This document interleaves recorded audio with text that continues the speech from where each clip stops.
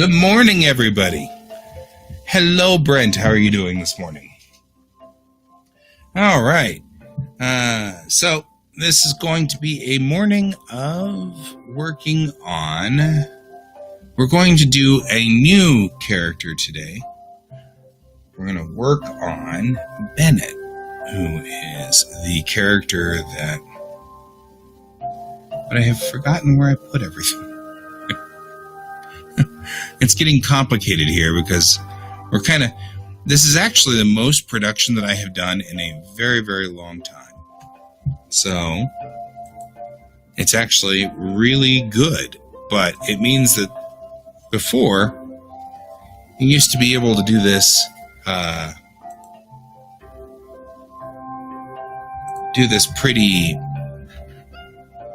pretty quickly, or I used to have lots of good time in between, of which to sort everything and put everything in the right folders and everything like that, but it's a good and a bad thing. I have been extraordinarily... Oh, good morning, Amanda. Welcome to the show. So we're going to work on a character design today, and that's what we're going to be doing for my comic. We've got... I actually haven't seen you around, so let me explain a little bit about the comic. I've got a comic that I'm going to start writing called Bellatrix Rising. And, I should put that the logo, because I can have the logo. There we go. So Bellatrix Rising is a science fiction, space opera sort of thing. I used to write a comic called Tamerlane, which was a Star Trek comic, and I realized I can't make any money off of my Star Trek comic. So what I did was I moved all of my Star Trek stories over into a new universe that I'm building all for myself and everything like that. But the story takes place and centered around a trio of people who are the command crew, the Kirk, Spock, and McCoy of this show, of the comic. So what I'm going to do here is we're going to work on the character design for the first officer. The first officer, I'm just going to move her straight over from Tamerlane almost directly. In Tamerlane, she had a lot of prosthetics.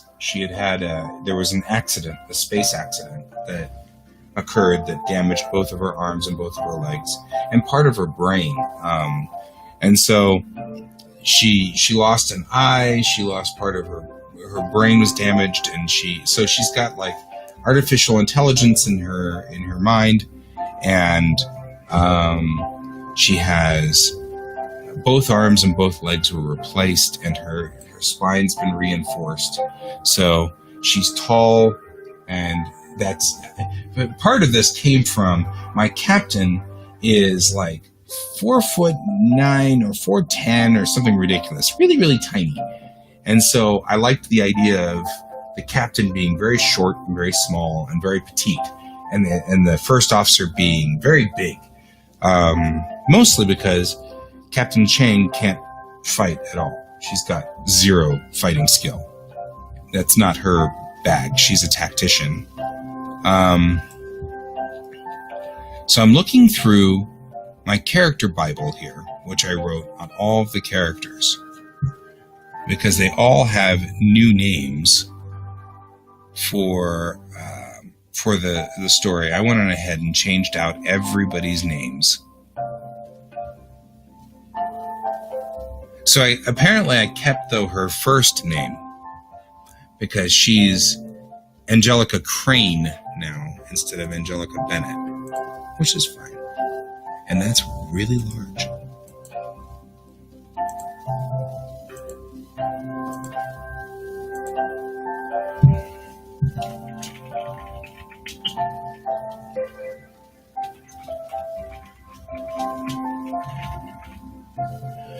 And in this instance, there really wasn't any major need to rename her. other than to indicate that this is not Tamerlane. And that's all.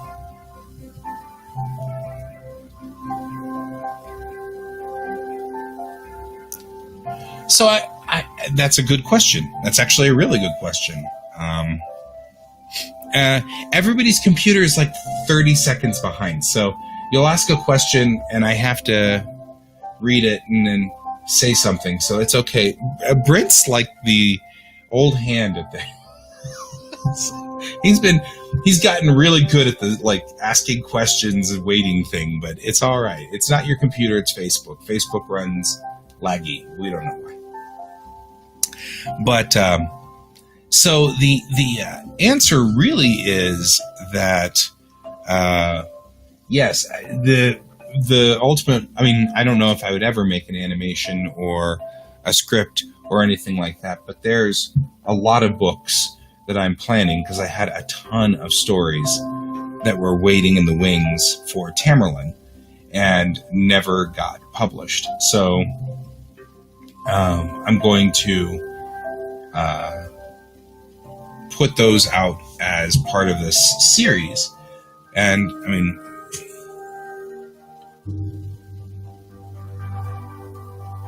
what are you drawing up Andrew for his character? I'm not sure what you mean by that. Other than I did do Andrew's character. Well, that may be what I'm confused about. Are you talking about Andrew's character that we had drawn? Because if so, I did that one a long time ago. Oh, I get it now. I'm catching on. I'm almost as slow as this. Okay. So, the answer to your question, Amanda, is that the battle plan here has been really just to make comics. I've got a ton of ideas and a ton of stories, and they were all designed for Star Trek, and I can't make any money off of Star Trek. I can't sell those in Artist Alley. I can't do any of that stuff. So this is all about just changing, because I loved my characters. When I started Tamerlane 100 zillion years ago, I literally started it in 2005. My thought was it was based off of, right, it's manga. It was based off of two concepts that we had, that I had come up with, which was a friend of mine had, oh yeah, that's right, Andrew is supposed to be a character. I think it's actually David that wants to be the, like, you and David were talking about being flight controllers and things like that in the city. Anyway, Amanda, to talk back to where we were going, because I'm now confused. When I started the Star Trek fan comic in 2005, it was a friend of mine had said, "Why is it always Enterprise? Why is it always Enterprise? What about Star Trek: The Rest of the Federation?" And so I started with the idea, and this was that idea came before Deep Space Nine and before Voyager and before Enterprise. So that one, this was like, I think it was 9th grade when he said that. You'll be the ATC guy, don't worry.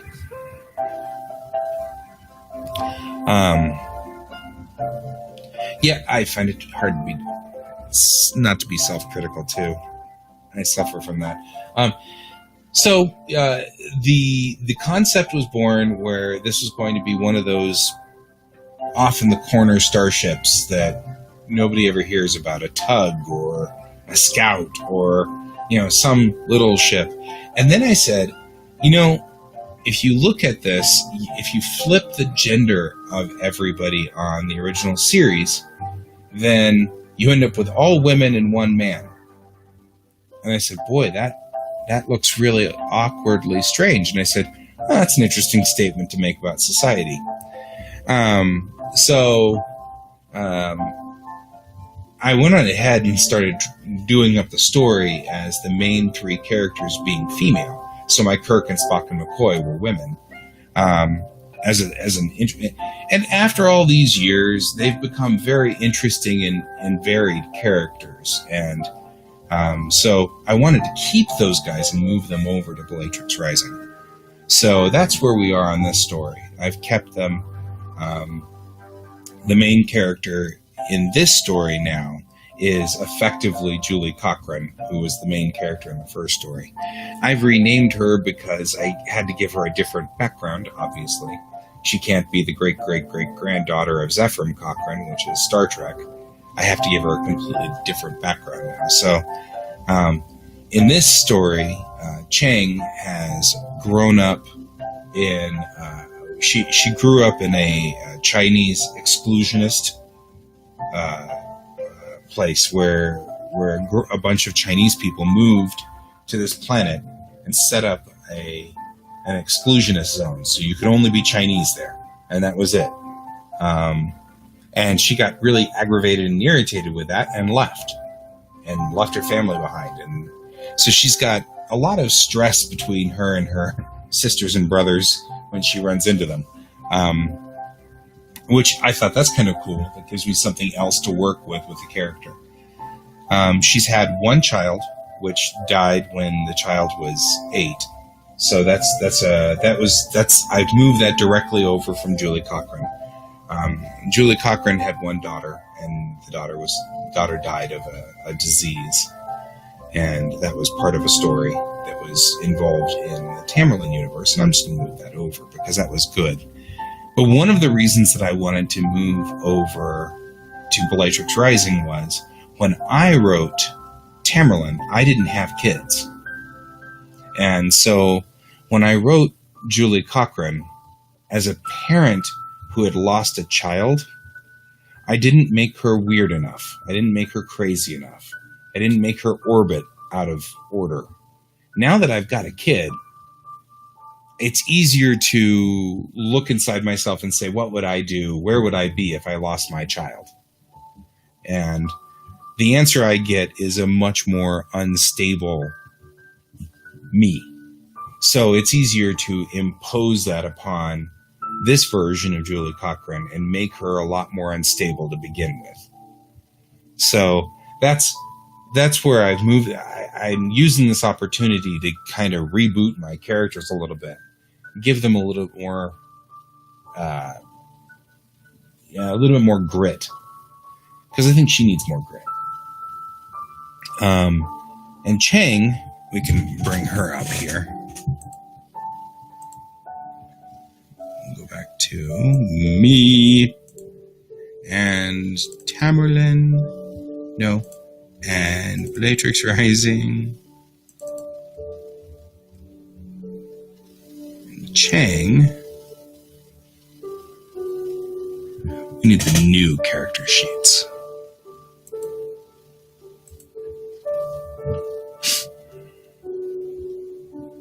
Apparently this takes forever. Chang looks like this, so let me go ahead and share that screen.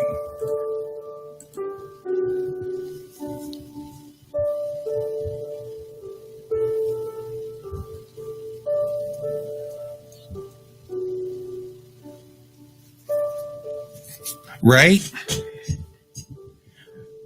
And actually, I don't know if I'd ever use that, but I like the idea that there's a voice actress around that I can use. So,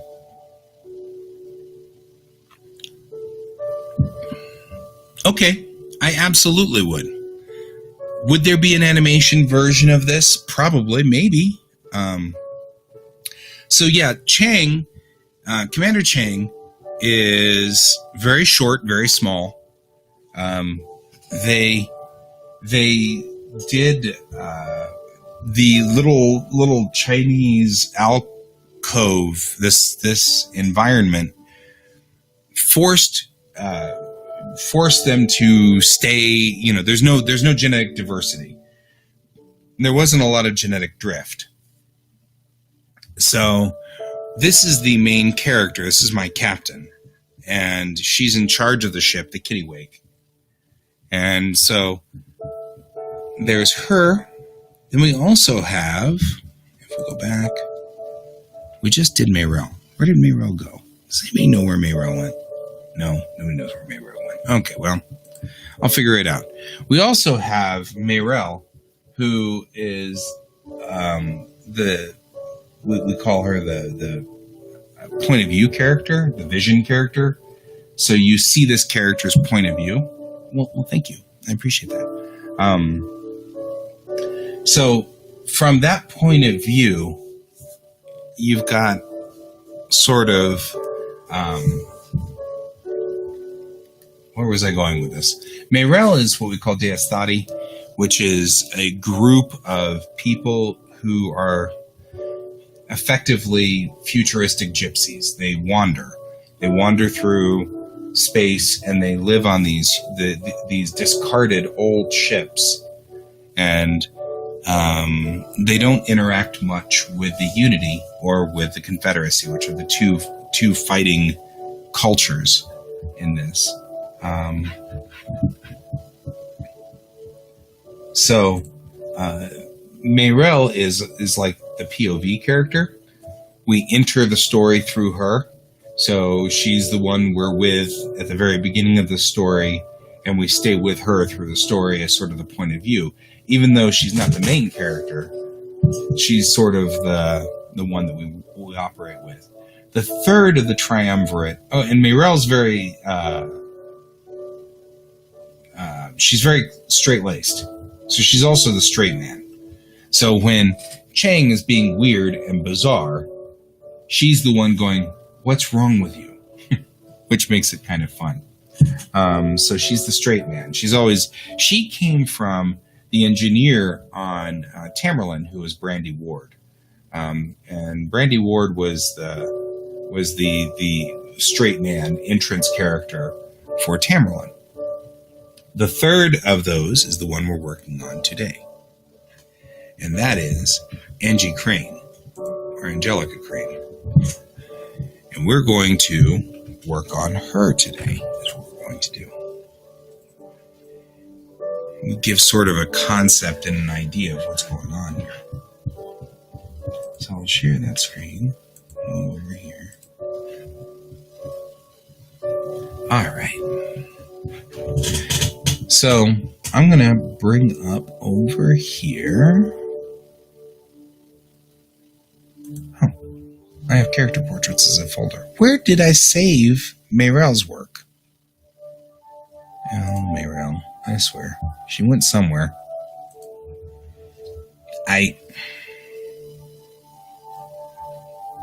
So, creating characters. I'm going to bring up some character sheets over here and just look at the design of some character sheets to kind of get an idea of where we're headed.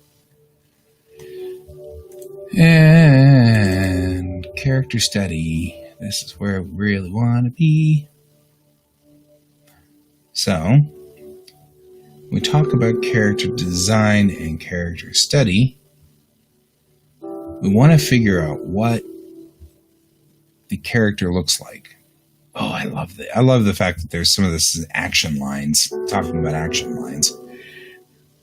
I have had horrible luck with action lines. It never goes over well. Right? And that's a problem. So you're like, what are you talking about, Guy? Here, let me show you. I have this thing about action lines. I've got a thing for action lines. Action lines. These are action lines, like talking about where the action of the character is moving and how the action moves through the character, right? So like through this zone here, or like this, kind of giving this curve. Action lines assemble the picture together so that the picture all makes sense. People go against action lines and you end up going, where are all these people? What's going on? Who are you? Right? And that actually is something that I have recently learned from the magazine Imagine FX. So Amanda, tell me a little bit about the voiceover work you're doing. Are you redubbing anime? I mean, are you working on that, or is this is this new work? What's going on? What's the story? What's the story? I love stories. So I'm looking for character design.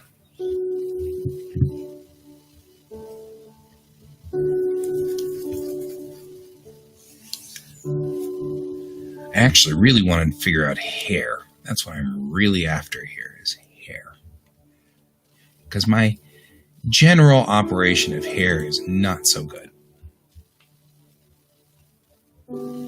Let's talk a little bit about hair.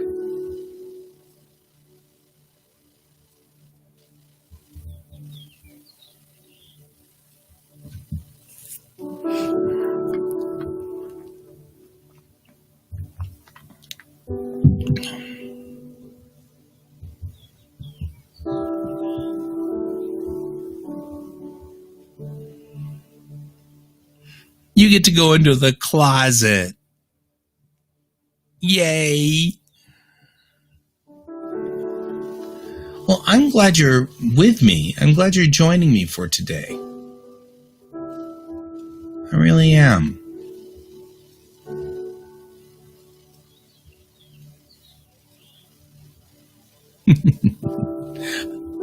This sounds like so much fun, though.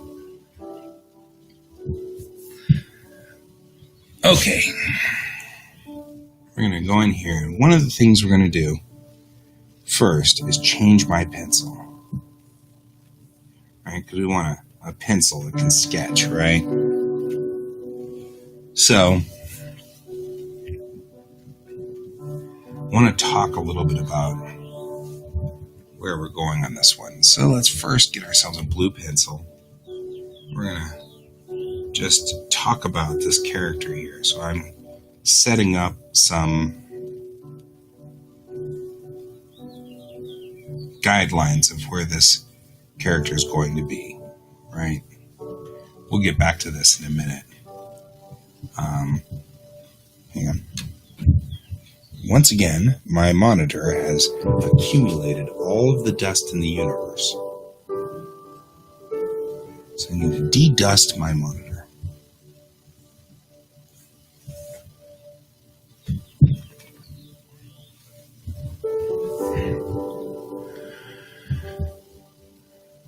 You're in the closet. I'm going to make so many closet jokes, it's just going to be funny. I'm just saying.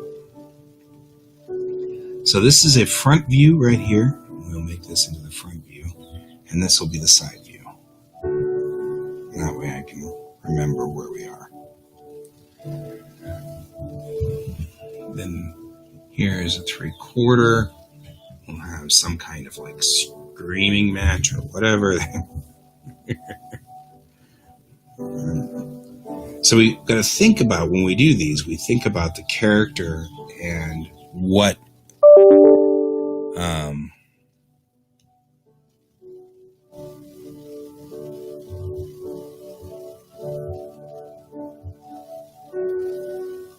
barking spiders. Barkley spiders.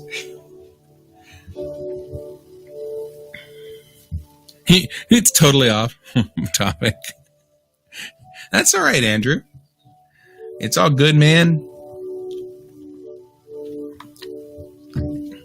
When I first did Angie Crane, when she was Angie Bennett, the thing that I most got into was this. She has these like bangs. They're very Asuka-esque from Neon Genesis Evangelion. Her hair is kind of out like this. Right? So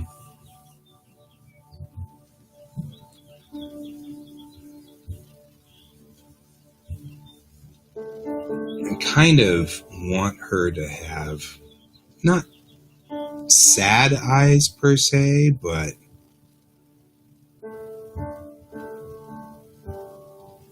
the other two girls have very almond shaped eyes. And so I like her to not have almond shaped eyes, because then it's not... She's got kind of a crooked smile and everything like that. And she's like the most normal, non-exotic of the three. Mayrel being very much a... she's Deus so she's, like an Egyptian-esque is... She's got a lot of descendancy from Egypt as far as cultural goes. And so Mayrel is very very exotic looking with almond-shaped eyes. And then you have, of course, Chang being Chinese descendant. She has very almond-shaped eyes. So I really want to make sure that I have a character who's... I mean, I don't mean to imply that people who are just kind of middle of the road are not exotic. I'm sure they're very exotic. It's a thing. But it's part of the humor of this particular character that she is not... descript. We use that a lot, or she uses that to her advantage as a security officer and that kind of thing. So there we go. Kind of putting that in there.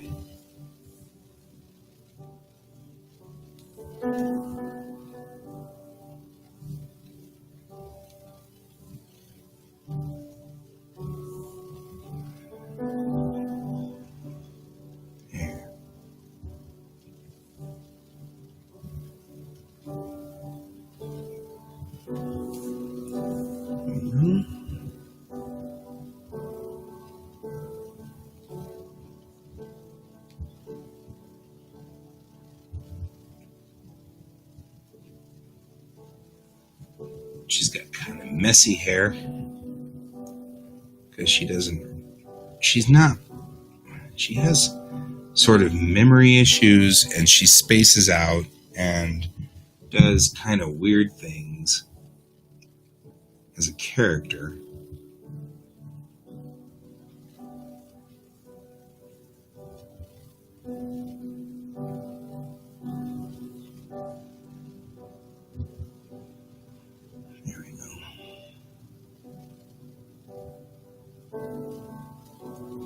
Right?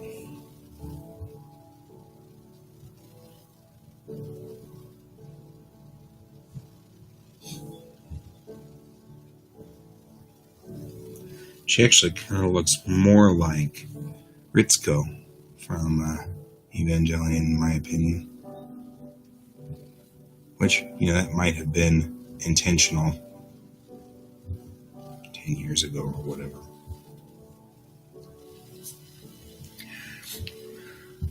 Yeah, she does sort of have finger in the light socket hair going for her. Mostly because she might have actually put her finger in a light socket. I don't know. She's not always all here as a character.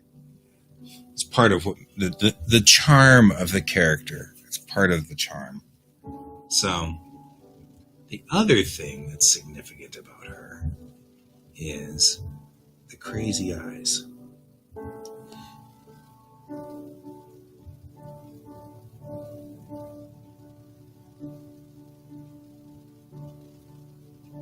And that's a thing. One of her eyes is a replacement eye. And at the time, it was a battlefield replacement. So she got it in a medical hospital, and they couldn't find an eye that matched her other eye. And she feels like it adds to her personality, so she never changed it.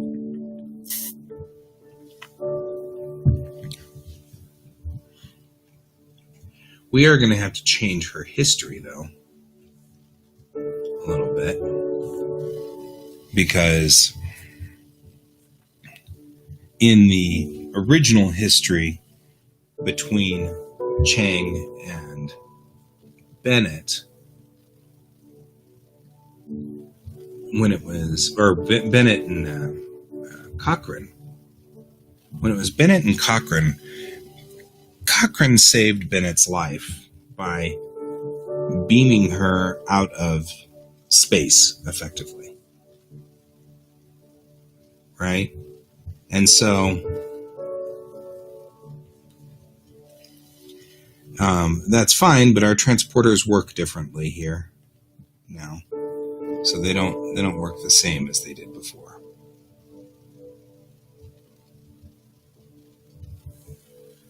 And so we've got to kind of go back through and figure this out. This pencil's kind of nice. I like this pencil. It does a good job of looking like a pencil. Right? There we go. So now we're kind of looking at her and kind of getting an idea of where Bennett is on this one. We're going to do the other side here, the side view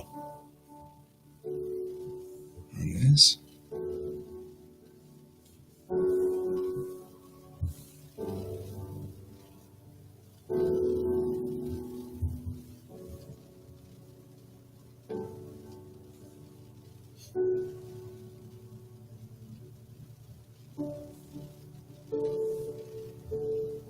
There we go.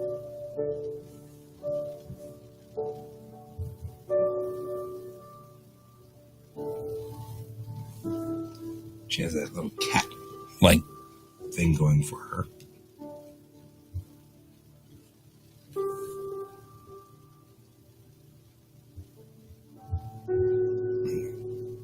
Cat meow face or whatever. I don't know how you call it. There we go.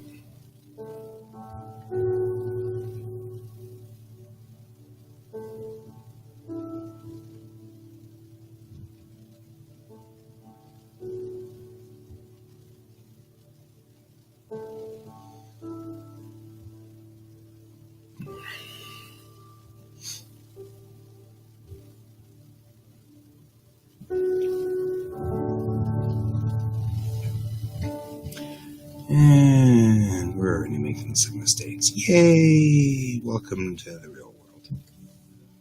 Could be worse. Could be welcome to the jungle, right?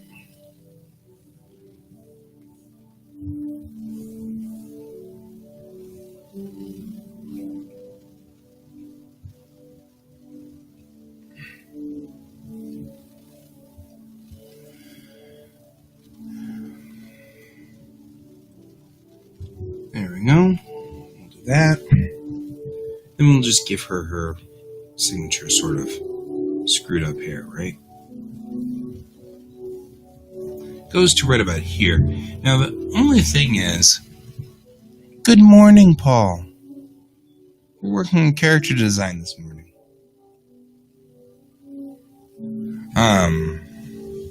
The only thing I really want to work on here is like, what holds her hair back? Does she have a hairband? Because she might need a hairband. And it... then definitely your favorite episode of Next Gen, huh? And she might need a hairband here. So, when originally I didn't have a hairband, her hair was just this way. But she could have a hairband, which may be more than a hairband. Which is not to be confused with Van Halen, which is a hairband. I'm just saying. Right? I think it's even funnier because she's the one that you assign to a job to go shoot people. So the idea of her having some adorable hairband on this while she promptly goes and shoots people is kind of funny and very, very anime-esque. And it needs to go out here.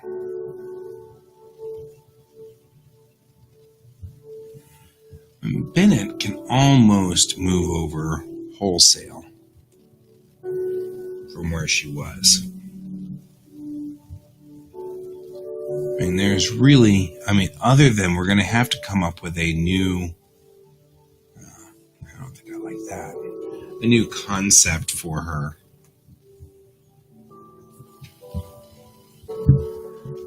Right? An 80s metal hairband. It makes me wonder, do we consider baby metal to be a hairband? Because, they got hair. A lot of hair all over the place. Makes me wonder. Little fluffy Japanese girls with lots of hair. I am, by the way, somewhat of a baby metal fan. I'm just saying. Metal Galaxy is a pretty good album. They're moving more pop in Metal Galaxy, which I kind of like. Always been a J-pop fan. So, okay. So we're going to give her this hairband.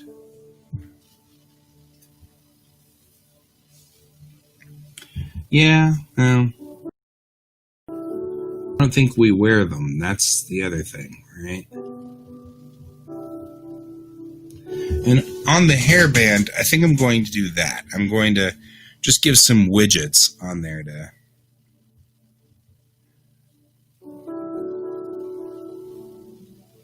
Exactly. I think the funniest thing that I ever saw was when Rob Zombie's fans decided to get on to how baby metal wasn't real metal, and Rob Zombie just chewed them up one side and down the other. I have actually seen baby metal as an act with... Was it Pantera? No, it was... Might have been Pantera. Anyway.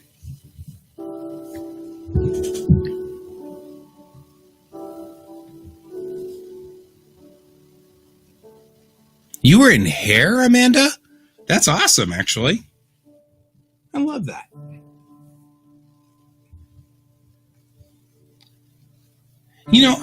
All this time, I didn't realize you were as much of a theater geek as you are. You and I, we're going to have to talk more. And Mariah, too, because Mariah's got a theater degree. I don't know if you knew that. But she has a degree in theater. And that's sort of our, thing. That's what we do, is we go to, because we're right next to the Arvada Center. And so we like to go to the plays at the Arvada Center all the time. We're theater people. We're theater folk. We go to the plays. I would have gone and seen that. That would have been fun. I always kind of wanted to see Hair. That's one that I never got to see in person. I heard the soundtracks and, all that stuff. Yeah.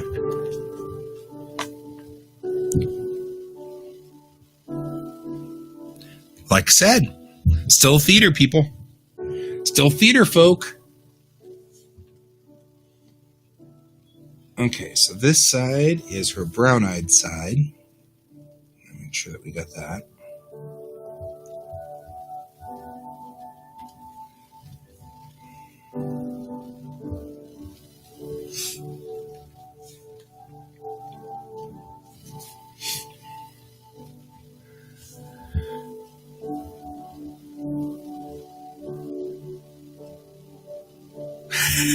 Paul.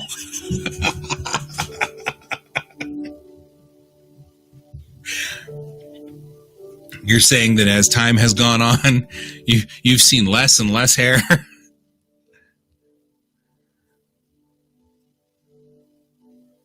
Ooh. The only time I ever got heat stroke was when I was teaching kids like the extended driving stuff. And we were out in a parking lot, and it was 99 degrees outside. And we were moving we had all the cars going, and they had to go through obstacle courses, and we had to do like quick reverse and stuff like that. So I was teaching all the kids how to do all of that. And I got heat stroke because it was too hot, and like 5 of the cars didn't have AC. So, that kind of stuff. It's the only time I ever got heat stroke too. I would have much rather gotten heat stroke on stage. I'm just saying. Okay. We now have a side view and a front view of this character. Right? Yeah, it was pretty brutal. I really enjoy teaching kids, and I enjoy being a teacher. I did not enjoy that part. Okay, I am looking at this now separate from my guide, and I'm noticing that her head is taller on the side view than it is here. So this is time for me to go back and fix. This is where we go back and fix. More altitude up here than the hairband. Welcome to the jungle. Okay. So there's a debate. Guns N' Roses, is that a hairband? I've had people go both sides on that one. Is GNR a headband? Now a hairband. A headband. Hairband. Because I feel like GNR is definitely a hairband. And the argument has been made that they were like the newer generation. They were a different generation of music. And so they wouldn't be looped in with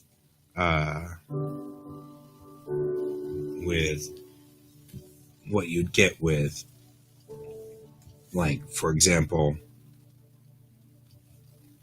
Okay, here's what we're going to do. We're going to do this. This is what we're going to do. We're going to take this, and I'm just going to stretch it until it fits. Look at that.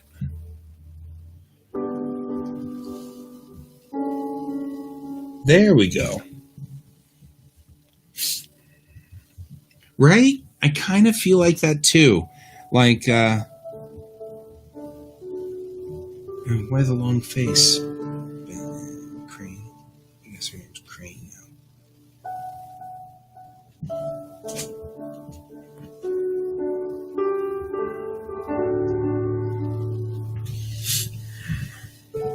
Right? Is Twisted Sister that way, or... I do think these things, I'm like,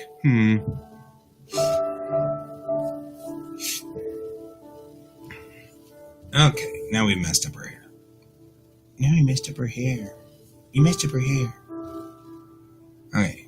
I'm going to do this. We're going to do this. We're going to do this. This is what we're going to do. Get rid of that. It does make you wonder, though. Twisted Sister. And I guess that goes with, what's the definition of hairband? Do we look at hairbands as pop? And if so, I can kind of see why we would construe that,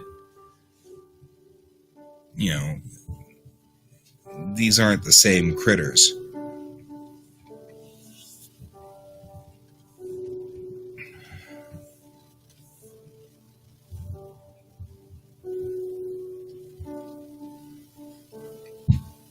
There we go.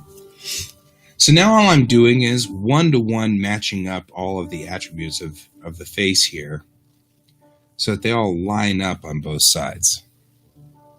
Right?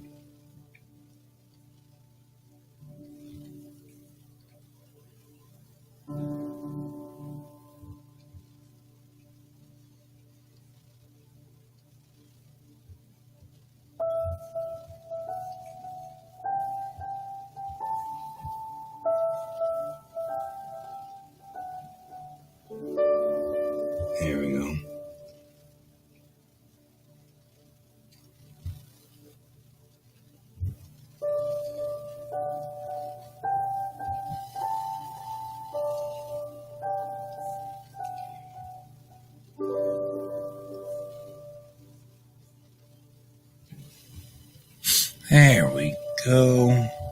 Okay, so now I'm lining up all of the attributes left to right.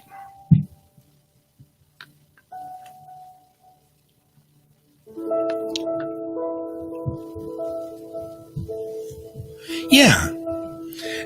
The best part about this is I got no real dog in the race. On this one, so there's no, like, I'm not going to get offended. I've never met anybody who really gets offended except our engineer for Geek Tank, Kevin, who is a major heavy metal fan and finds all of these things, like he finds baby metal to be somewhat insulting because they're not, it's pop.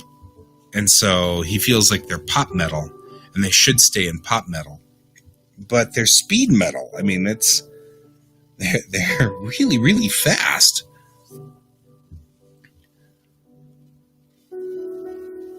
Oh, yeah. Dee Snider, there's a dog running for president. You know what?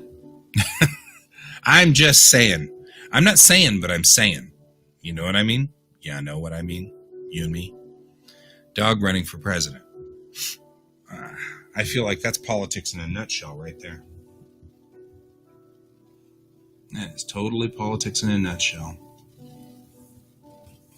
All of politics. I'm getting so sick of politics. And we're in an election year, which means that I'm just going to get sicker of politics as time goes on.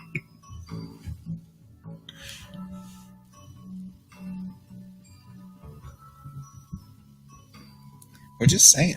We're just saying.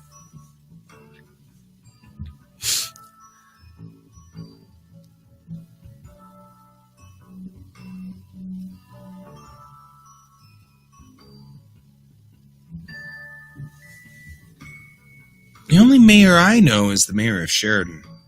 She's pretty cool. I like her. Kind of partial to her. She's a neat person. Just saying. And actually the answer, Amanda, is I'm on episode 2 of Space Force. They're still trying to rescue the satellite. It's very funny. It's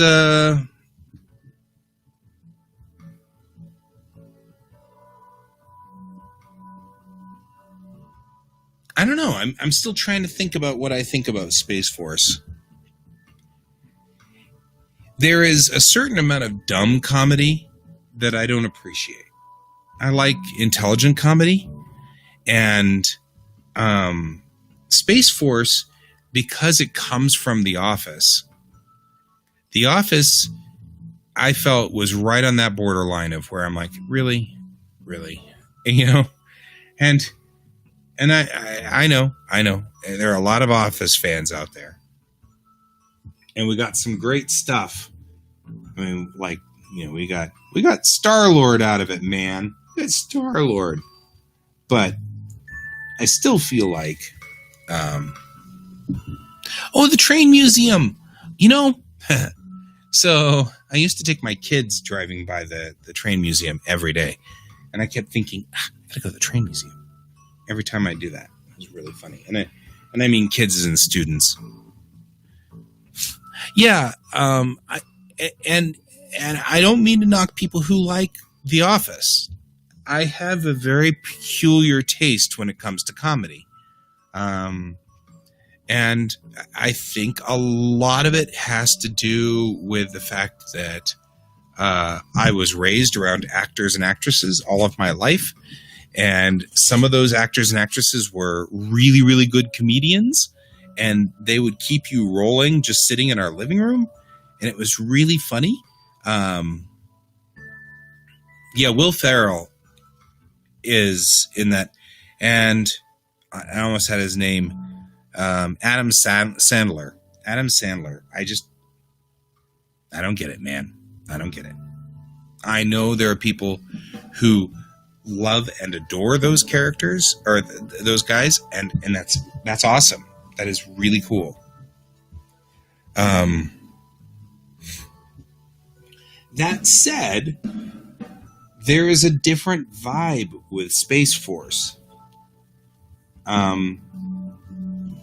And I'm okay with it at the moment. At the moment, I'm having fun with it. The characters are not dumb per se. They just have a hard time dealing with their archetype, you know? And so it's kind of funny. I don't know. I feel like that's a different thing. They're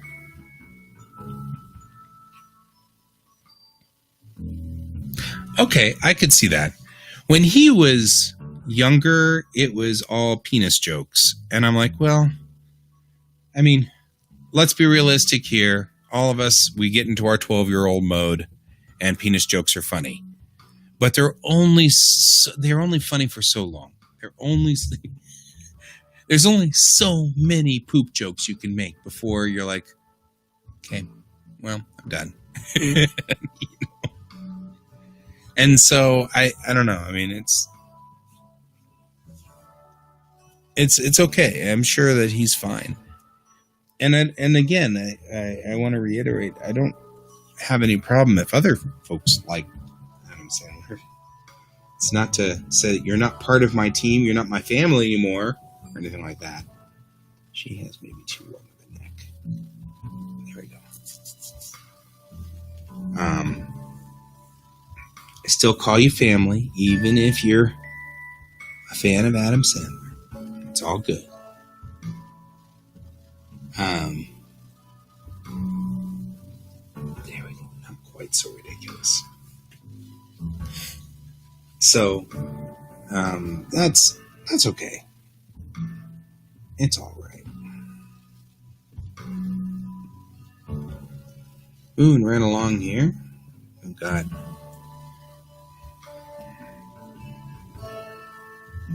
I feel like she had softer eyes in the blue line. Let's take a look here.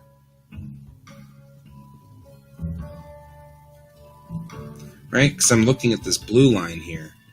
I think she had much softer eyes in the blue line. I mean, there's nothing we're going to be able to do. She's got one blue eye and one brown eye. It's going to be...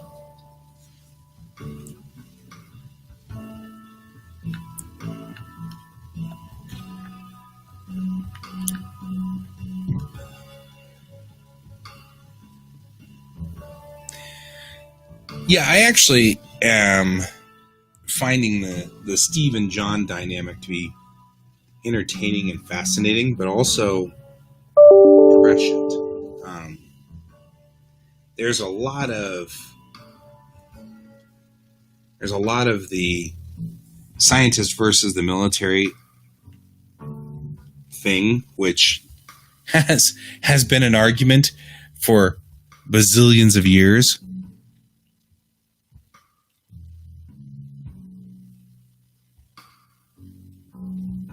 Yeah, I think that's it. Even as a kid, I wasn't. In fact, I am finding farting and penis jokes to be funnier now as an older guy, you know. And I'm getting into my and mostly because they're funny with my kid. You know what I mean? It's all good. You know, I have Amanda's talking about having way too many things plugged into USB ports. I have the exact same problem. So much so that yesterday my tablet just turned off in the middle of the show. It was like, well, that's it. And it just stopped working. And we're like, really? Really? Really?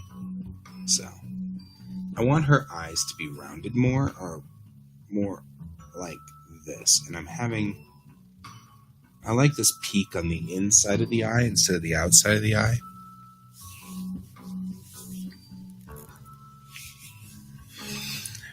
Yeah, and it's hysterical when you're dealing with your 10-year-old, and that's fine. There's nothing wrong with that as you deal with your 10-year-old.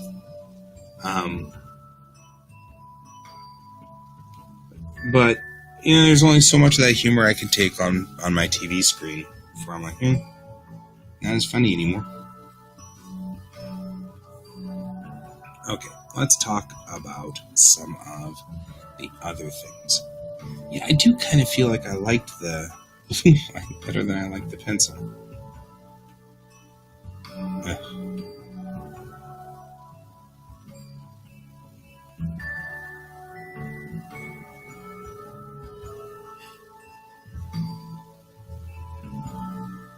Yeah. Wondering whether I should just suck it up and drive on. Suck it up, Buttercup.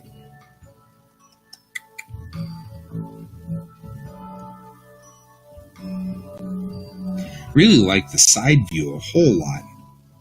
A whole lot more than I liked the... Yeah, kids. You gotta love kids. Or you don't gotta love kids. That's okay too.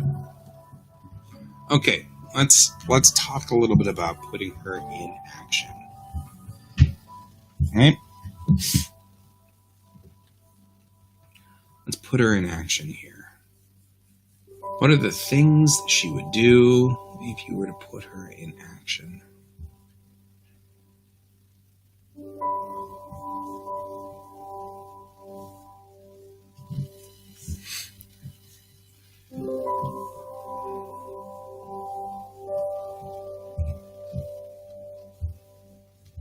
Action line across here, like this.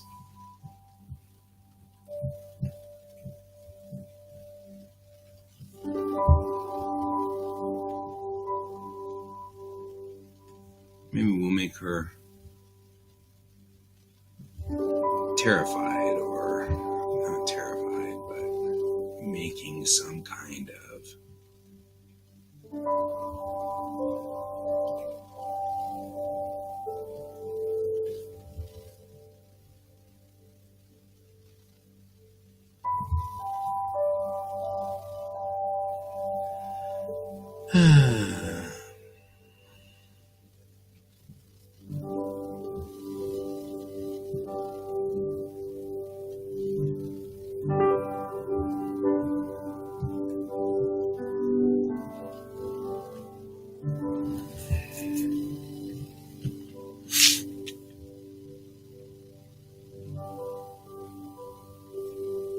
you know, nothing wrong with zombies and vampires. Well, I mean, you know, unless you can't actually stab them, at which time it's a mistake.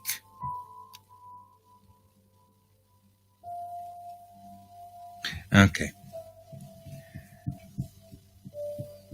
Hey, Paul, this is my first officer for Bellatrix Rising, my comic that I'm working on. She's my first officer. She's also the chief of security on the ship.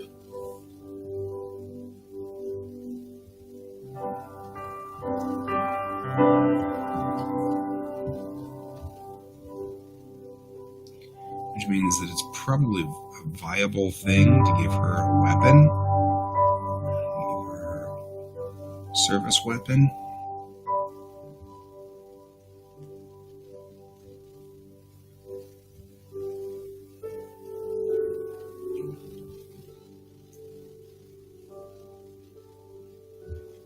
So,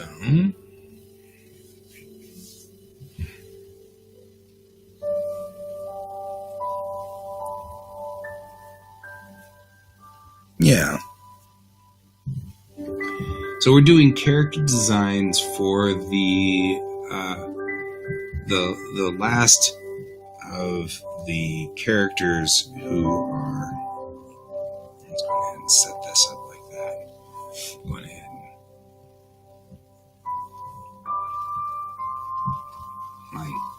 She's full of snark. Everything she says is snarky. In fact, when I write this particular character, I prep myself by going and watching Firefly first, just to make sure that I have the right feel of snark. A snark level of a high caliber of snark. But everything she does is snarky. And I love this character's voice in my head. This character is so snarky. And she's got like some serious chatter. And she does. I mean, she's the one that says things like, it really is. She's the one that will say things like, what was it? She also has like a dry humor. Like and it's actually kind of sad. The captain gets in trouble, and she rescues the captain by running a shuttlecraft through a wall and shooting everybody with,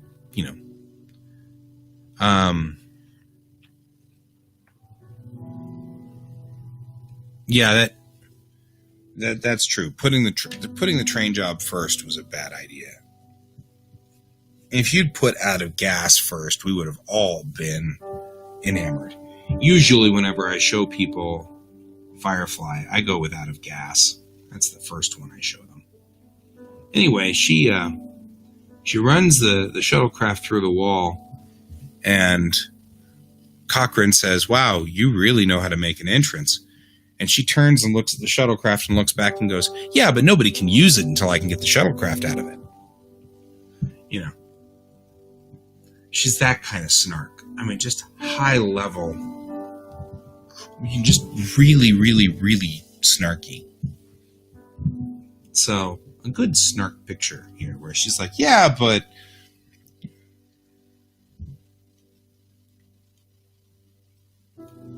Yeah.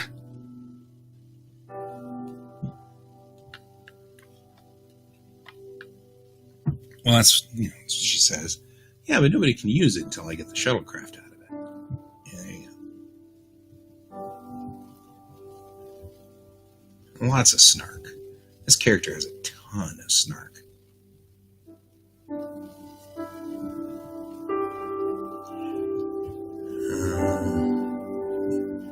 Between her and the captain, the dynamics are kind of wild. Sadly, on the sad side, Angie is an enabler. Because Chang needs to move on. And she can't. Chang is stuck mourning her daughter, and has been for years. And her daughter has been gone for a long time, and her husband's gone. And they've both been, and really, Chang needs to move on and can't. She's very stuck. And Angie enables that. Angie lets that go longer than Angie needs to. It's part of the mix that's coming in with Mayrel. Because Mayrel, being a straight man, is going to really shake up this mix. There's going to be a lot of shake-up going on. Because Mayrel, not only is she a straight man, but she's Deus Thati, which is a culture of being very straightforward and not dodging things. So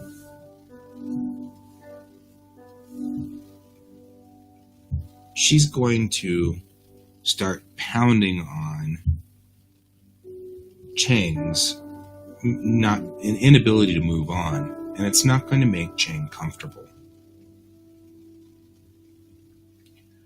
And there will be confrontation somewhere along the line between those two characters.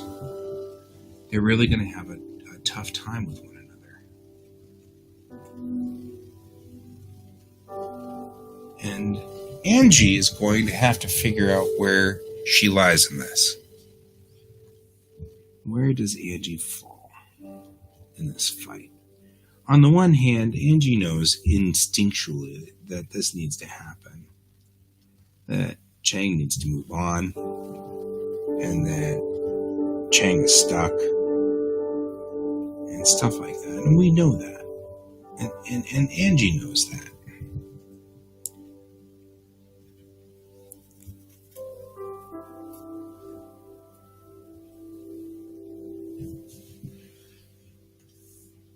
Well, it's hard for the studio to can my comic book, so there's that. Dare the studio to can my comic book. It'll still be there.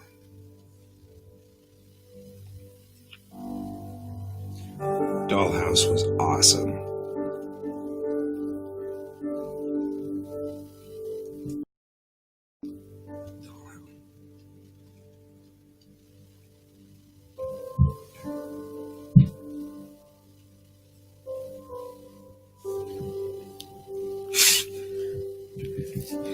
It could be done. You know, I was watching Atlantis the other day, the Disney movie Atlantis, and I was truly entertained by the fact that there was that you look and it was Joss Whedon who was the script doctor on Atlantis. And if you watch, you know, this is the Disney movie Atlantis, The Lost Empire. If you watch it, you can hear Whedon in there.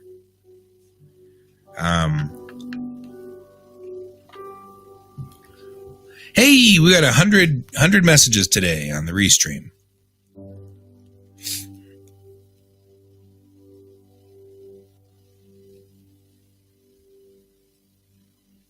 Yeah.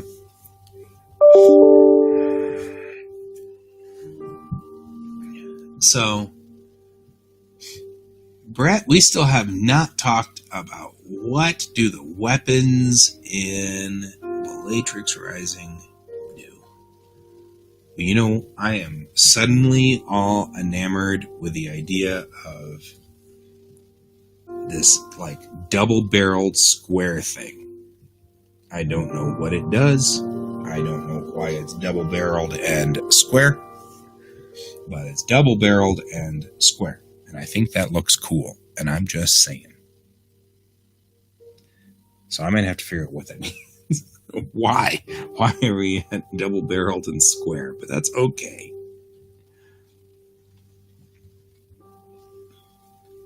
Maybe that's what she's saying here.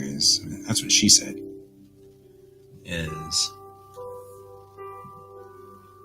this thing's got 2 barrels and I don't know what to do with it.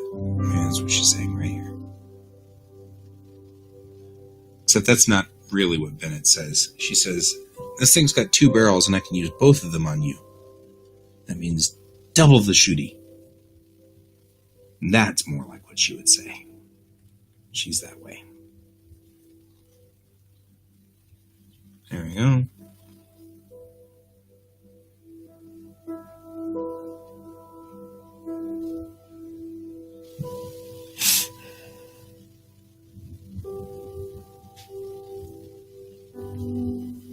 I don't know. We'll have to figure somewhere along the line. We're going to have a little show here where we talk about the weaponry of this comic, and I think that you might have some input on that. Hey, I don't like weaponry that doesn't work. You know, like for example, I absolutely adore Space 1999's gun, but it doesn't make any sense, right? The gun's illogical, and I don't know how. But as a, gosh, what was I? I was 8, as an 8-year-old, 7-year-old. Man, that was the coolest gun ever. For those of you who do not know what I'm talking about, which probably is most of you guys, the gun from Space 1999 was like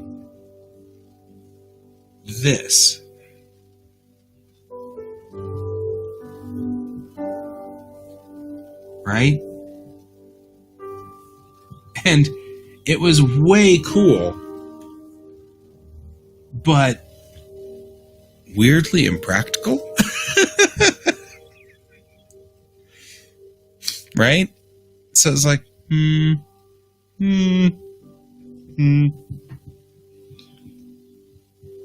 mean, I guess it was a laser gun, so it didn't really have recoil. I guess if you don't have recoil, you could pretty much put the laser emitter wherever the heck you want. Right? I mean, you don't have to put the laser emitter. One could argue that you could put the laser emitter, like, you know, there if you really wanted to. It's a laser. You know, I mean, like, it doesn't have to be lined up, although that is remarkably impractical. I do very badly want to have a stun setting of some sort, because that was an attribute of her that was very important.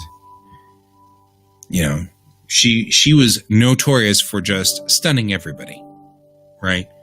They're holding a hostage. She comes in and just stuns the whole room. Everybody falls down. The hostage hates her for it, but everybody's alive and nobody shot anything. So she would fire. I mean, that was one of her normal how to deal with hostage situations, was just to roll a stun grenade into the room. You know, and stunned everybody. Everybody fell over, and then she sorted out who was armed and who wasn't. And it was very straightforward for her. Let me make her hair go floofy more. I want it to go floof.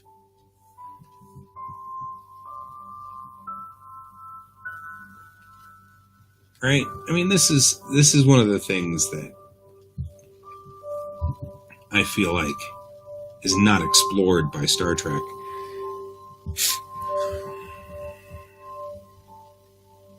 You know, I do too. I do like that. I don't know, maybe that's an aspect of the gun, right? It's got a barrel and then maybe like a second barrel underneath it, like this. And you grab here, pull forward, and then rotate.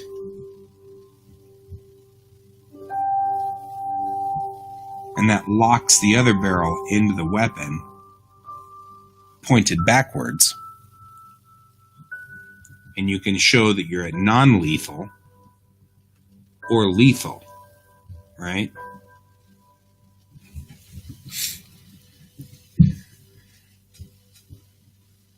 And that might actually not be, and you know, this could be a point of show.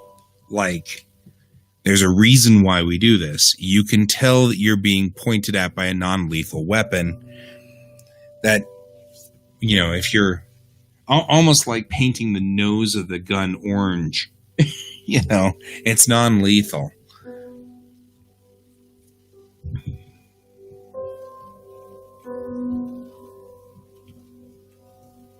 And so maybe something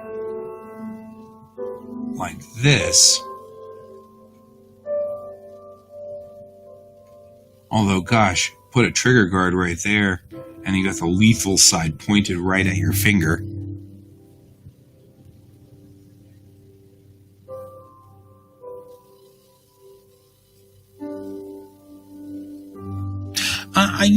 Yes. Although, there are two weapons that I'm thinking of. First of all, the slide of a normal pistol, right? That's a pull back. So this would be pull forward. Yeah, that doesn't feel right. I see what you're saying. Here, me. This is a good time to talk about these things. If you've got like the slide of a pistol, right? You pull it back. But this is a pull motion or a push motion with your fist. So I was thinking more along the lines of you'd pull forward to snap it loose and then flip it around and snap it back in, right? But the idea is to not make it a, hey, I'm in here with non-lethal force, pew, pew, pew, pew, clack, pew, pew, pew. Oh, I'm sorry, it snapped over to lethal force while I wasn't looking. You know, you kind of want it to be a deliberate snap forward, rotate it around, snap it back in.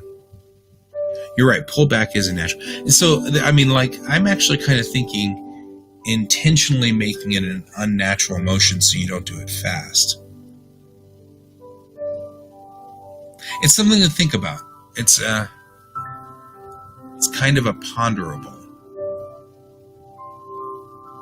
One of the things that I'm wondering about, looking at the design of the various weapons in Star Trek. Let's take a look at some of this stuff. Let's talk about this. Let's talk about weapons, shall we?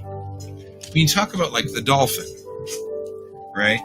The dolphin, except this is the cobra. The cobra, I mean, this is a very, like, unnatural holding position, too, and especially with a thumb trigger, you know? I'm not disagreeing with you. I mean, I don't want you to feel like, you know, we can't discuss this. I was just kind of thinking that through. I'm okay with the idea and the concept that, but I mean, this guy here, he's got no trigger down here. It's a deliberate motion to the thumb to push to make the weapon fire. You look at Discovery's pistol is a much different, like, critter. One of the things, though, that I think Discovery's pistol should have is, I know the Cobra's great, is I feel like it should snap forward, turn, and snap back for the different, you know, because that's what the cage phaser did. And that's the other thing that I was thinking about here was when I think about these weapons, I think about the cage phaser, right? Cage phaser had that forward piece that snapped it forward and snapped it back. Oh, yeah. But that cage phaser, you know, snap, turn, snap sort of thing to change the beam emitters in the front. And I know that that's where they were headed, looking at the 3 beam emitters that we've got going on here. So, of course, the cage phaser has got all the different critters in it, not the least of which is the removable phaser 1. And once you start talking about phaser 1s, which this phaser 1's being great. Why is this phaser 1 not triggering out? There we go. Talk about the phaser 1. The phaser 1 is even more of a... It's even... We're back to this motion. Yeah. And then putting that back in the... Putting it back in here is kind of difficult. What I don't have in here, interestingly, is my assault phaser. I don't know where that went. I think it's still downstairs. Oh, you're welcome. I just recently found out that this guy is actually rather expensive. It's a rarer tricorder. The medical tricorder is a much rarer tricorder, especially with its reader. But apparently this is a very rare thing. I didn't know that. I mean, this guy right here, and he's more common. Everybody's got kind of one of these guys. But the medical one is a little different.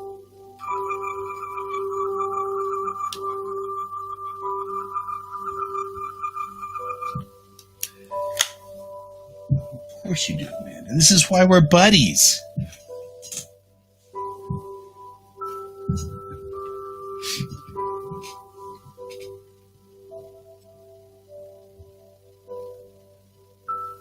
Right. So you mean more like the revolver, which snaps forward, so you have to throw the barrel or something like that and then snap it back. That makes sense. I mean, I don't mind the idea. I mean, you look at kind of the ones that were done in... I don't actually have one yet, but I will, because I collect weird, goofy things. So yeah, actually, all of my toys are still somewhat functional. I've got it's important. You can push the emergency button there, and then it just sits there. So anyway, I love my collection. Sometime I'm going to put up a thing over here for displaying all of my various stuff. We can geek out about that. So, I'm not necessarily against the idea of the rotating barrels like it is. Oh, I love those. There's a mirror trick. So they all just...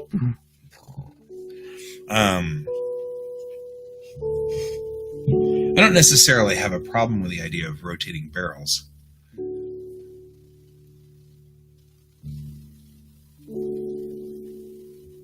I'm just trying to figure out... because I do want sort of a deliberate... it's kind of fun, isn't it? I do want a deliberate motion, not just for the logic of the whole thing, but also for drama, right? You've got your characters, and they're like pew pew pew pew, and they're sitting up against the wall, and then it's like, okay, well, we've got to, the stun thing's not working. We're gonna have to do something else, and the other character's like, clack clack clack clack clack clack clack. Fine. You know what I mean? There's more drama to that. If you've got to do some kind of, check, check. There's a reason why they keep ejecting bullets on TV, right? We all know that you don't just sit there with a pistol and go, check, check, check, check, check, check, check, check. You just be ejecting shells all over the place. Perfectly good bullets lying all over the ground. Or, with your shotgun, clack, clack. But it does make for a dramatic point. And so if we can design a weapon which has that built in with that drama that makes logical sense, then people who actually know anything about weapons won't sit there and go, did they just eject like 16 shells under the ground? Like unused bullets. What are you guys doing? What are you guys doing? But you can't just go, well, we're going to go in. You want something. You want somebody to go, oh, well, I'm ready. Clack, clack, I'm ready. It makes for a more dramatic thing. So I'm trying to figure out how to make this work with a weapon that's logical. We're always on stun. The weapons are always on stun. They will always stun you. And, oh, well, now we're serious. So clack, clack. Now we're serious. This guy's going to die. He's going down. So I'm kind of that opinion. And I agree with you. That's what makes somebody was smart on the new Star Treks, because you're right. That's exactly what they designed it for. Pew, pew, pew, pew. Well, that's it. I've had it with you. Whap. Pew, pew, pew, pew. You can totally, we get a close-up of the gun. You see little barrels rotate. All of that works. So I totally agree. That makes total sense. But of course, I can't copy that. So everybody would be like, you just copy Star Trek. Well, yeah.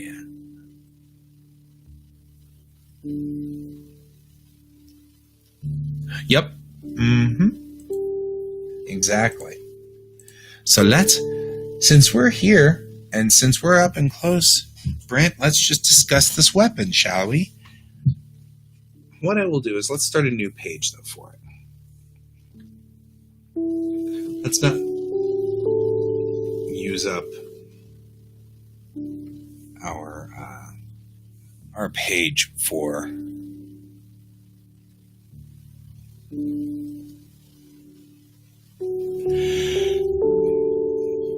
Yep, doing business. Business helps. business always helps for actors. Giving business to the actors is a great thing, but it also works in comic books, right? I mean, you have your character, he's up against the wall, and he's looking back over here, and he's got the gun right here, and he's doing the gun thing, and he goes, chack, chack, right? Stuff's about to go down, right? Right? You have this guy here. Oh no, we're gonna get shot. Maybe we're gonna get shot, and we're not gonna get shot. Yeah. And bullets going whew, whew, whew, whew.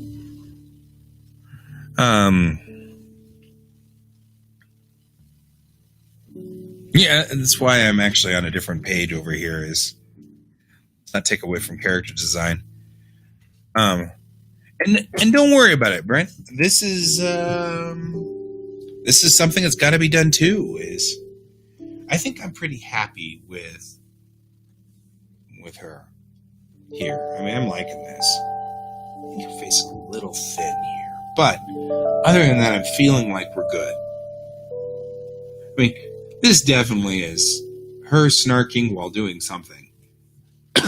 But this has logically led us to weapon design. And I like weapon design. And I like logic design. I mean, we're going to have to think about all the things. This is a sort of a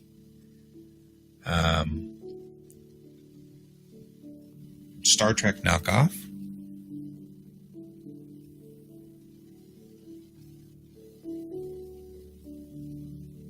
What if they spun like you were talking about?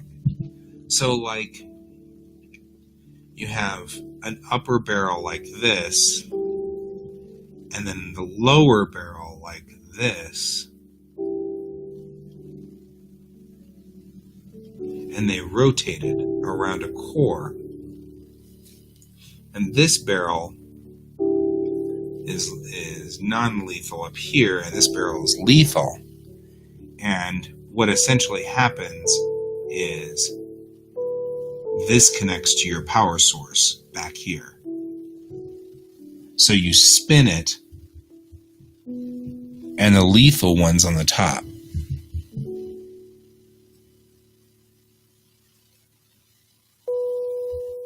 Right?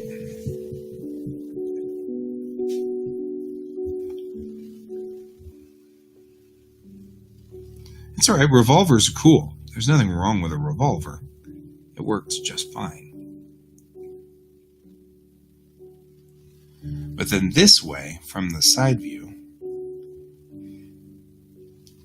you have like a long, I actually kind of like asymmetrical things. So got like a long, this rotating piece here, which then connects it to the rest of the weapon. Like that.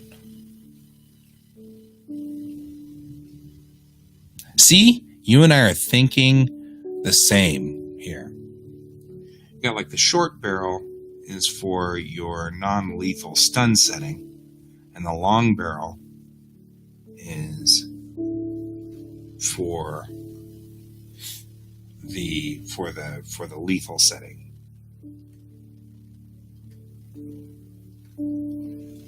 Also, this way you can't say, I didn't know my weapon was unlethal. Right? So, I also feel like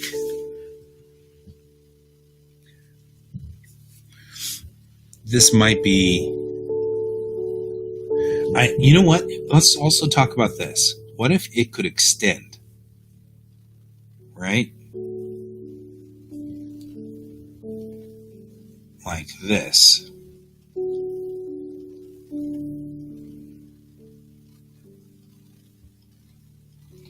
Because you think about this logically.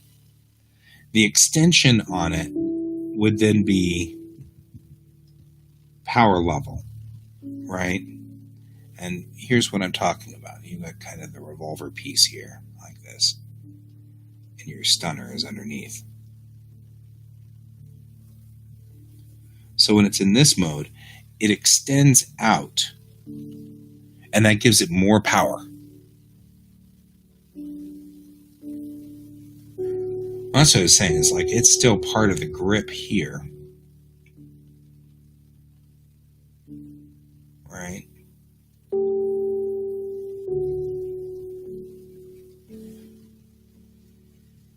But this gives it more power.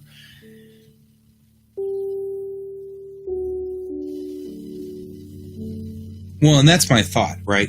This is the further out it goes, the more power it has. At this extension, when it's fully retracted, this will kill a human being, but won't pierce a ship hull, right? Then when you extend it all the way out, that burns through the entire power source pretty much in 2 or 3 shots or whatever. You're right. We're going to have to think about it. It burns through the entire power source in 2 or 3 shots, but it also will cut through a hull. So this is my thought process. What are we thinking here? We like the concept and the design here. I'll have to space AG up the grip, though. It's going to be something more like this in design. And yeah, it's going to have some kind of battery unit that goes in here. But I also like, okay, geek time. Time for us to geek. It is time for us to geek out. In the Evangelion show,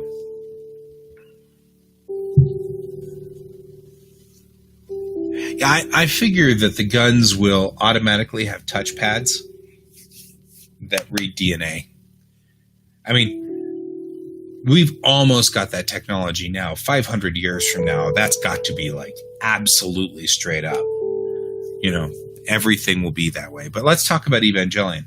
There is a wonderful scene in, I want to say it's episode 4, 5, somewhere in there, really early on, where Asuka takes Eva 2 out and then gears it up with a huge gun.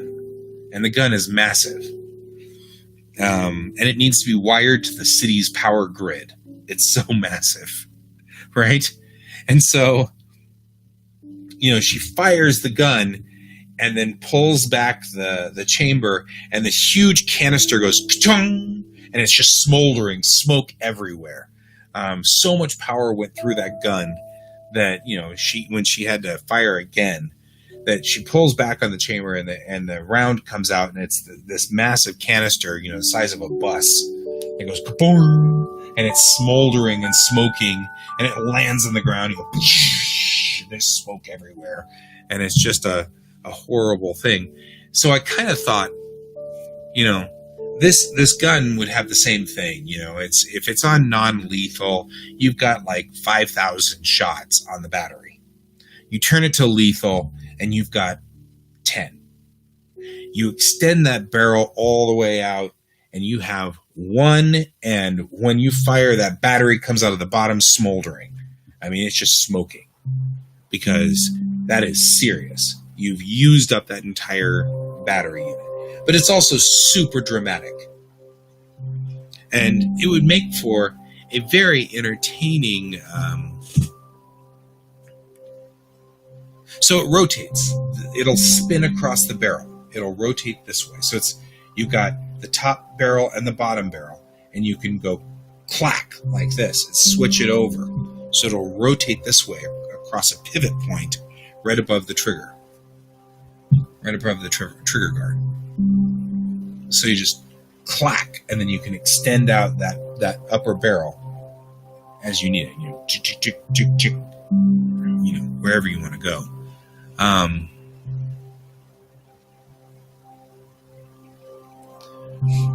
Right. Originally, I liked the idea of pulling it out, but I think Brent's absolutely right. This is not a comfortable maneuver. Clack. That's not as easy. So rotating it like a revolver, check, and switching it over, that works. I could see that. And all you're really doing when you do that is you're connecting the gunny part, the barrel, with the battery part, which is in the bottom of the grip, right?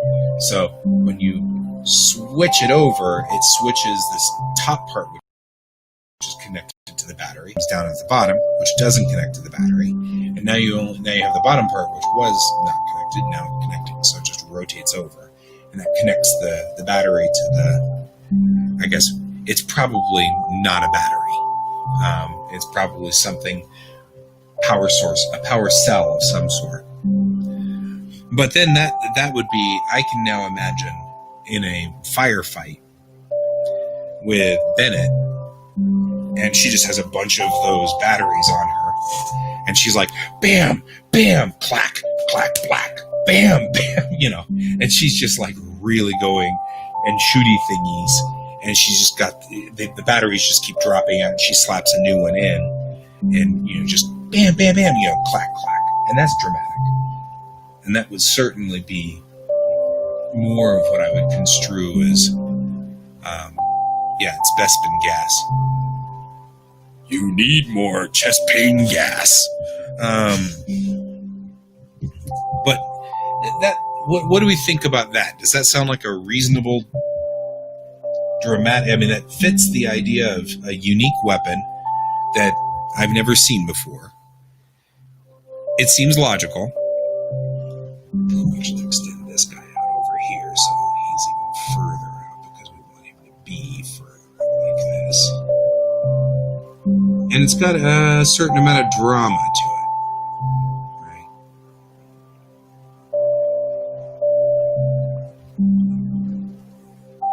What do we think? Those experts, those folks who are experts on firearms, what are we thinking? You think that's a reasonable idea? Okay, good. And it gives you the revolver concept.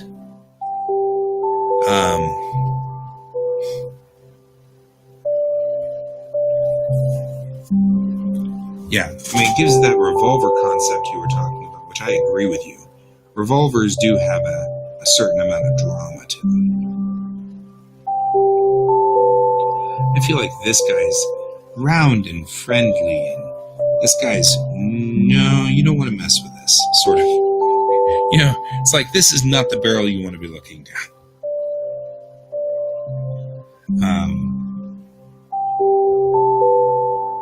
And this guy has that extra pull. So it ups the power level through here.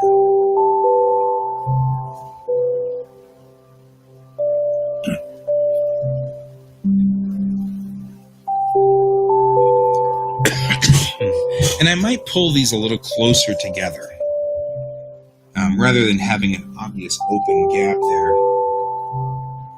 Because this becomes a structural weak point through here. Let's talk a little bit about pulling these guys a little closer together when we get there. Right. And the double barrel design is kind of cool.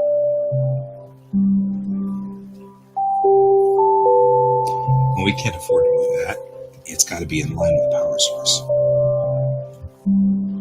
What we can do is this. Move that up more so that the rotating barrel is right under here. And that's probably better. Just looking at this design a little bit more.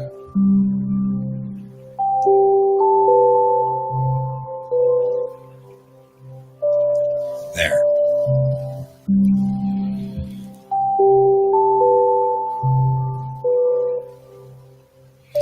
Yeah, like right here. Put a little laser that fires a little laser out. I see what you're talking about. Yeah, that's not bad. I like that too. Why didn't it add a laser target right in here for this guy?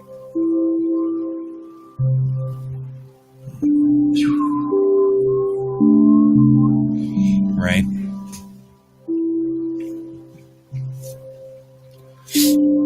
And in fact, I think that would be what would be interesting.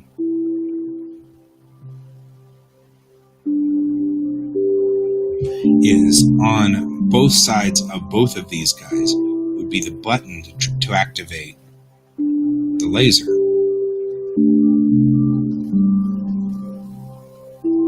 You know, turn it on and turn it off. And the reason I say that is because if you're doing proper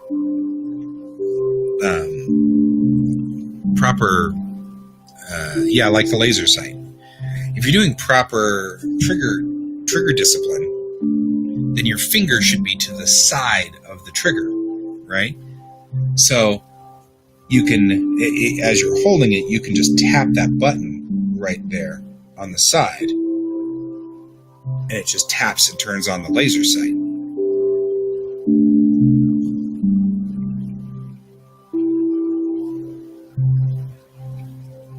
Oh, yeah.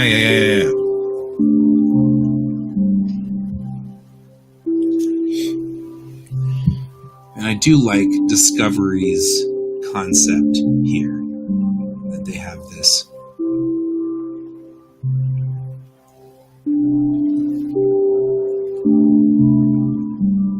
And that's a logical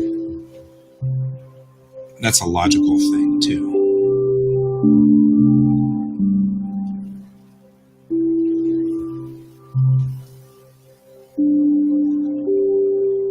Because then you don't have to do anything. It's the charge is going to tell you what its status is. So our power source will tell you what its status is.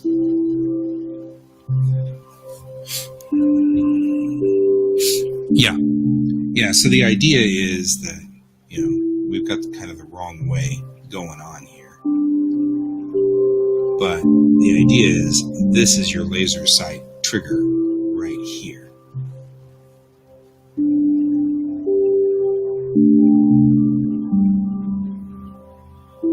Thus, you don't have an accidental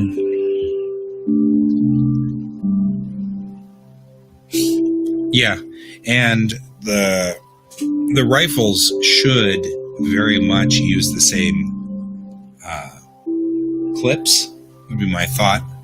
These charge clips, but I would say that they can load like 3 or 4 into it, so that you've got the ability to use it longer, use it for more. I don't know, would rifles even have, I guess rifles would have a stun setting, because you'd want to be able to project longer. But let's think about this, because I've been thinking about this a lot on the concept.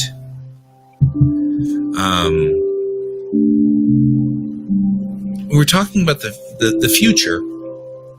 Rifles, the advantage of rifles is that it gives more travel time for the bullet to keep straight, right? That's the whole point. So if you've got a rifle, what benefit does a laser have with a rifle? Right? I mean,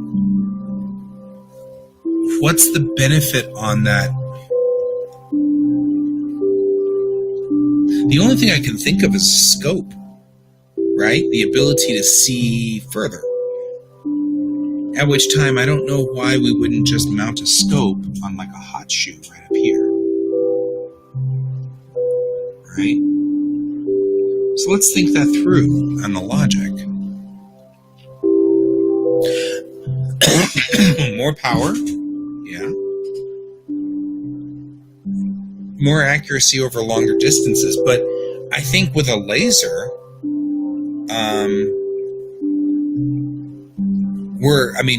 the only thing I can think of is better focus. Yeah, the only thing I can think of is that it would be stable.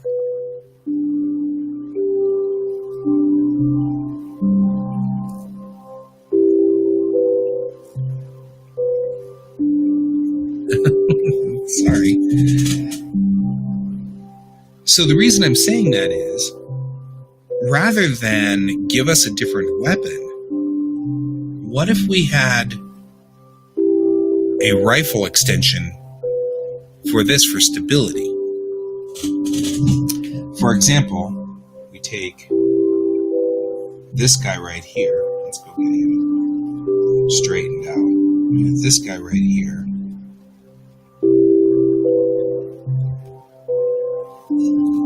We'll copy and paste him. Put him over here. Okay. And suppose we took this guy, and instead of giving him, and this is on a different layer, so instead of giving him a different weapon, suppose we put a stock on him for shoulder mount and an extender on the front like this, which extends, and then a scope.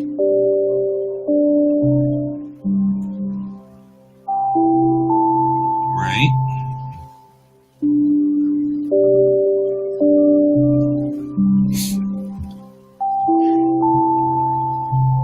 Because the more, I'm just thinking this one through. But if we put a shoulder stock and just snapped it on the back here, put a scope on the top, and an extender on the front. Yeah, that's my thought, is that then you've got, and this could actually just slide right into this piece right here. And this would give you, oh, that's cool. You do you, man. You do what you need to do. But this is my thought, is rather than give us two weapons, this maybe would be curved over like this. So that it's still rounded all the way up to the front here. And then that way, you can still rotate these barrels if you need to. Long distance stun, right? Sniper stun. It's not to say that won't happen. But the more I think about it, the more I think that would be the rifle. Right? You've got a sniper stun. I can snipe you with my stun gun. But honestly, I think that 99% of the police actions that they will do would be with stun. The more I think about this. It's been a fascinating discussion today, ladies and gentlemen. You guys have been really interesting. And given me a lot to really work with here.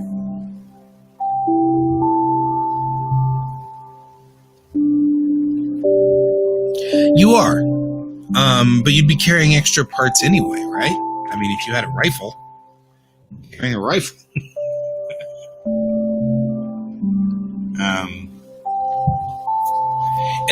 And the reason I'm thinking about this is I'm thinking we get back to the original discussion. Yeah, that's true. It could be part of just what you're carrying.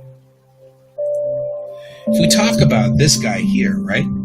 This guy, obviously, this is already part of what they've been doing with Star Trek for a long time, is the idea of just snapping pieces together so that they're all one unit, right? I mean, that's the concept that they've been working with this entire time.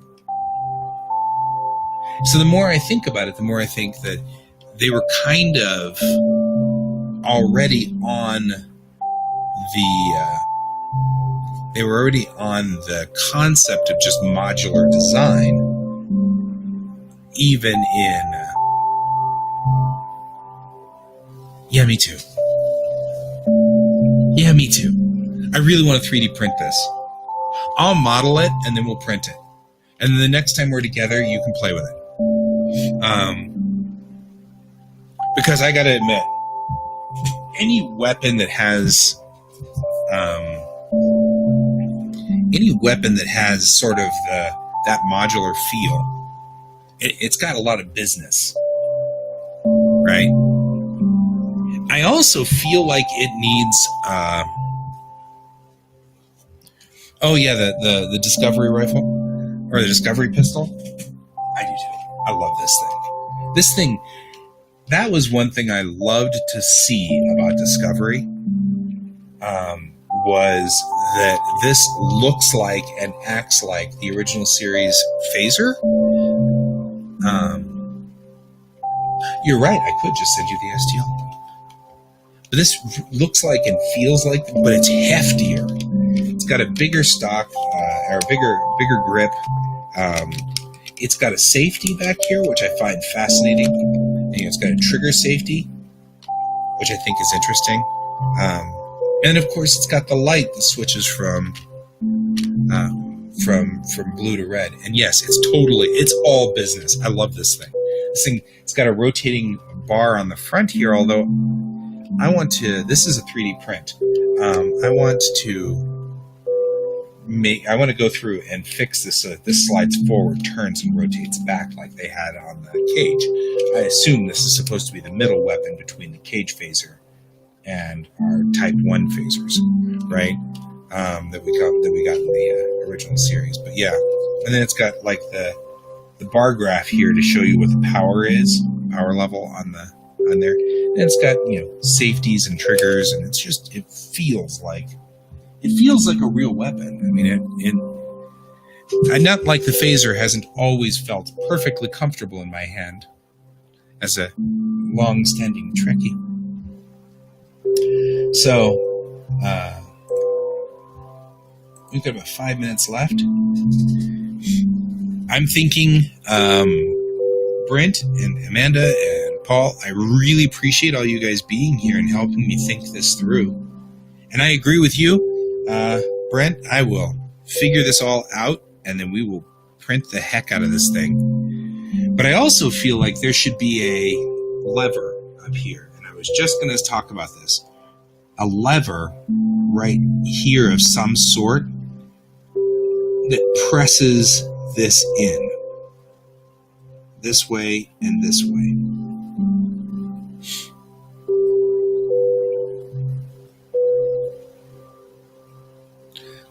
Yeah, right? But this lever specifically presses the channel, the power channel, into this section, connects it in.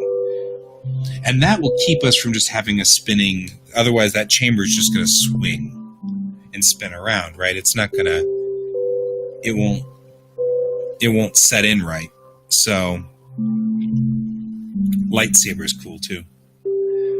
It's a civilized weapon from a more civilized era. But that's what I think is going to happen here, is we're going to have a lever which will be on this side. So you clack the lever, spin the chamber, clack the lever in to lock it in place, and that'll help.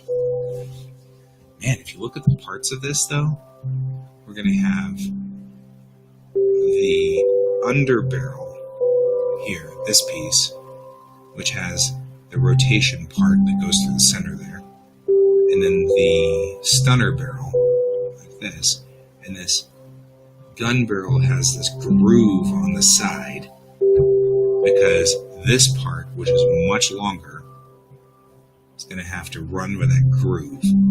And the screw will have to have like clicky spots that you can feel it and go clack, clack, clack, clack, clack. You know, it'll make it feel good on that one. And I want this to go the same direction. Then there will be the little stunner dome, right? And then here will be the connector. Then you have the trigger guard, which will have this piece here. So this goes here, this goes there. Trigger guard, which then has an open piece right here, and then an attachment piece back here, and goes sideways like this, because that looks cool. And this will attach back to the rifle extension here. And this has an open door right here, which then has the power connector, which this goes in here and comes out that side. And this power connector pod connects inside both of these somehow, or not somehow, but that way. Wow, this is complicated.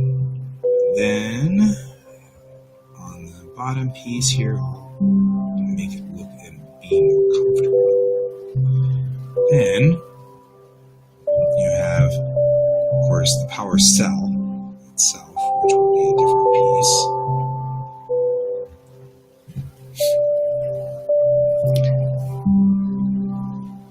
You know what? I wonder if this guy could release that guy. So pulling this back would release the power cell as well. And that's, so you'd pull that back, the power cell could come out, and you could release the power cell. No, I feel like maybe we should have two different levers for that. Maybe it's not a good idea for your barrels to go free all of a sudden. That might not be good. So, but it is dramatic. We've got the drama on that, don't we? I mean, if you think about that one. Oh, this has been a fun show, guys. Thank you for joining me. This has been so much fun. And I've really rather enjoyed this. I've enjoyed hanging out with you guys this entire show. And it's just been, it's been good. It's been a good show. It's a good show. We talked about stuff and we logicked things out. And now I have to build this in a 3D model so that we can all have 3D models of it. And we can print them all out and then we can go clacking all the time. Clack, clack, clack, clack, clack, clack, clack, clack, clack. That's important. You gotta be able to go clack, clack, clack, clack, and clack. Weapons are not any fun if they don't clack a lot. They're not dramatic. But at least there's a logic to this weapon now that doesn't involve just clack, clack. I'm ready for battle now. Oh, hang on real quick while I pick up that round that I just ejected.